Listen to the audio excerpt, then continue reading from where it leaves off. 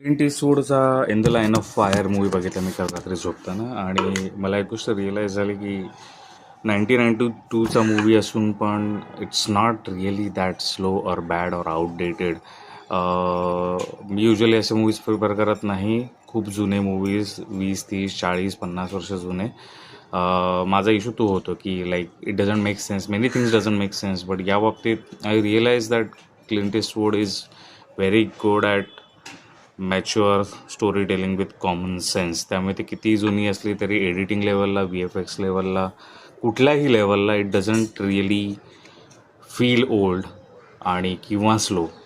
आणि दुसरी गोष्ट मला रिअलाईज झाली की इज लाईक या मूवीमध्ये एक त्याचं वय आत्ता एवढं ओल्ड पण नाही आहे, पण एकदम तरुण पण नाही. आणि you can see that in the movie where there is a uncomfortable situation where there is a very very very pretty detective. खूप सुंदर हिरोईन आहे आणि he is trying to flirt, आणि he is obviously a superstar who is getting old. So there are those references.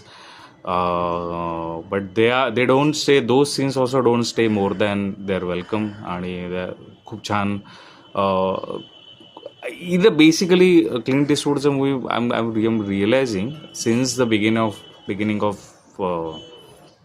His career till now, जेव्हा आता तो स्वतः right, direct आणि त्या सगळ्या गोष्टी करतो, he is becoming a film maker. They are quite mature and quite satisfactory. He is one of those film makers जो त्याच्या लुकवर डिपेंड नाही राहिला, आणि he really went into making really good mature classic timeless films.